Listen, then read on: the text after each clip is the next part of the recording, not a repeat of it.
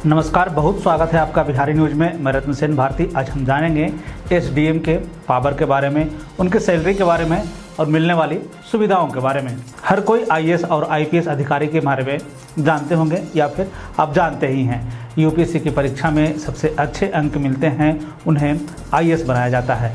उससे कम अंक जिनको आता है वो आईपीएस बनते हैं। आईएएस अधिकारियों को जिलाधिकारी बनाया जाता है तो वहीं आईपीएस अधिकारी को एसपी बनाया जाता है। लेकिन आपने इन दोनों नामों के अलावा भी कुछ नाम सामने आए होंगे आपके जीवन में, या फिर अगर आप कभी प्रशासनिक कामों को लेकर सरकार के ऑफिस गए होंगे तब जो है उस दौरान आपको इन नामों के बारे में जिक्र मिला होगा, जिसके बारे में हम आगे बताने वाले हैं। जैसे कि एसडीएम, डीएसपी के बारे में आज हम जानेंगे कि एसडीएम के कार्य क्या हैं, इनकी शक्तियाँ कितनी हैं और इनको कितना वेतन मिलता है। एसडीएम को उप जिला अधिकारी भी कहा जाता है।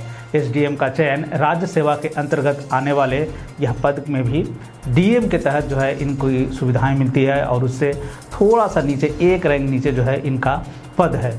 बता दें कि यह पद जिम्मेदारी भरा पद होता है। इन्हें हम उप प्रभागीय न्यायाधीश भी कहते हैं। एसडीएम के पद पर भर्ती संघ लोक सेवा आयोग और राज्य लोक सेवा आयोग की तरफ से की जाती है। इस परीक्षा को पीसीएस के नाम से भी जानते हैं, यानी कि पीसीएस का मतलब ही हुआ कि स्टेट लेवल पर जो राज्य सेवा आयोग की तरफ से जो परीक्षाएं दी जाती है उसको हम पीसीएस के तहत जोड़ते हैं। जैसे कि बिहार में इस परीक्षा के आयोजन की जिम्मेवारी जो है बिहार लोक सेवा आयोग की तरफ से की जाती है। इसमें लिखित परीक्षा में सफल होने वाले अभ्यर्थी को साक्षात्कार से गुजरना पड़ता है। इस परीक्षा में सफल होने वाले सर्वश्रेष्ठ छात्र को एसडीएम के पद पे नियुक्त किया जाता है। इस पद पर कार्य करने वाले अधिकारी का कोई निश्चित समय नहीं होता है कि वो कब से कब तक कार्य करेंगे, यानी कि 24 आवर जो है वो ड्यूटी में होते हैं, क्योंकि प्रशासनिक जिम्मेवारियां उनके पास होती है। लॉ एंड ऑर्डर की जिम्मेवारी जो है उनके हिस्से होती है। इस अधिकारी को हर समय कार्य पे तैनात रहना पड़ता है, क्योंकि इन्हें अपने क्षेत्र में प्रशासन से जुड़ी सभी समस्याओं को देखना होता है। एसडीएम के लिए भारतीय दंड प्रक्रिया संहिता 1973 की धारा 20(4) के अनुसार राज्य सरकार एक उप मंडल के प्रभारी कार्यकारी मजिस्ट्रेट का रखरखाव करती है और अवसर की आवश्यकता के अनुसार उसे प्रभार से मुक्त भी कर सकती है। उप मंडल के प्रभारी मजिस्ट्रेट को उप मंडल मजिस्ट्रेट कहा जाएगा। एसडीएम पर रहते हुए आप जिलाधिकारी और राज्य सरकार में सचिव बन सकते हैं।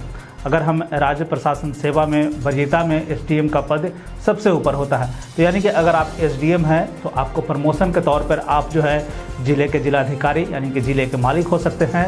अगर आप उससे भी ऊपर प्रमोशन पाते हैं तो आप राज्य सरकार के सचिव बन सकते हैं।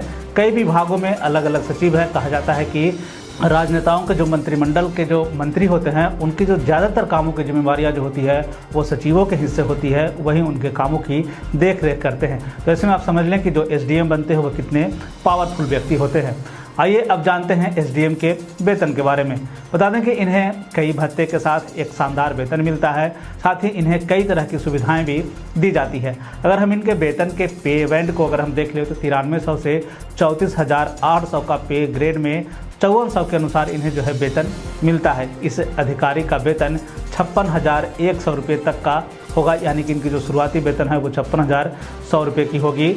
इसके तहत मिलने वाली सुविधाओं की अगर हम बात कर लें तो इन्हें एक सरकारी आवास मिलता है, सुरक्षाकर्मी मिलते हैं, घरेलू नौकर, सरकार की तरफ से वाहन, एक टेलीफोन कनेक्शन, फ्री बिजली, राज्य में आधिकारिक यात्रा के दौरान आवास की सुविधा, उच्च अध्ययन के लिए अवकाश, यानी कि अगर आप आगे की पढ़ाई करना चाहते हैं, हायर एजुकेशन लेना चाहते हैं तो इसके लिए भी जो है इसमें छुट्टी का प्रावधान किया गया है। पेंशन आदि की सुविधाएं राज्यों के हिसाब से उनके वेतन के सुविधा में अंतर देखने को मिल सकता है, यानी कि अगर आप स्टेट के हिसाब से देख लें, बिहार के जो एसडीएम होंगे उनका वेतन उत्तर प्रदेश, झारखंड, रांची, इन सब चीज़ों में जो है बदलाव हो सकता है। आइए अब आखिरी में जान लेते हैं इनकी जिम्मेवारियां। सबसे पहले प्रशासनिक एवं न्यायिक कार्य को लेकर ये जिम्मेवार होते हैं। क्षेत्रीय विवादों पर निपटारा को लेकर साथ साथ आपदा प्रबंधन, ये दोनों जो है अहम चीज़ है, क्योंकि क्षेत्रीय विवाद जो है काफ़ी मामले जो है क्षेत्रीय विवाद के सामने आए। खास करके अगर हम भूमि को देख ले तो ये सबसे ज़्यादा मामला जो है भूमि विवाद को लेकर है। उसके बाद आपदा प्रबंधन, जो बाढ़ वाले इलाके हैं या फिर जो सुखाड़ है, तो उन सब क्षेत्रों को जो है कैसे नियंत्रण किया जाए, लोगों को कैसे समझाया बुझाया जाए, ये सारी जिम्मेवारी जो है एसडीएम के हिस्से होती है। राजस्व एवं भूमि सुधार से जुड़े जितनी भी जिम्मेवारियाँ हैं, इन सब की जिम्मेवारी जो है एसडीएम के खाते में आती है। राजस्व मामलों का संचालन, राजस्व से जुड़े हुए जितने भी पैसे की देख रेख और कैसे पैसे जो है आ सके, कहाँ कहाँ क्या खर्च होना है, इन सारी चीज़ों की जिम्मेवारियाँ जो है एसडीएम के खाते में होती है। इसके बाद सीमांकन और अतिक्रमण से निपटारा, ये भी अहम कड़ी है, क्योंकि इसमें जो है आप सीधा जनता से जुड़ते हैं, क्योंकि सरकारी जो ज़मीन है उस पर किसी का अगर अतिक्रमण है तो वहाँ से उसको कैसे हटाया जाए, सरकारी कार्यों में जो बाधा डाल रहे हैं उनको कैसे दूर किया जाए, इन सब चीज़ों की जिम्मेवारी जो है एसडीएम के खाते में आती है। सार्वजनिक भूमि का सर्वेक्षण, भू पंजीकरण, अभी बिहार में जो है भूमि सर्वेक्षण का काम जारी है, जिसमें कि रैयतों को लेकर काम किया जा रहा है कि कहाँ पे सरकारी ज़मीन है, कहाँ पे जो है रैयत की ज़मीन है, तो उनको जो है अलग अलग करने की प्रक्रिया जारी है। ऐसे में जो है यह एक बड़ी जिम्मेवारी एसडीएम के पास में आती है। राज्यों में लोकसभा और विधानसभा का चुनाव करवाना, ये भी एक अहम कड़ी है। राज्यों में विधानसभा और लोकसभा का चुनाव जो है इनके हिस्से से होता है।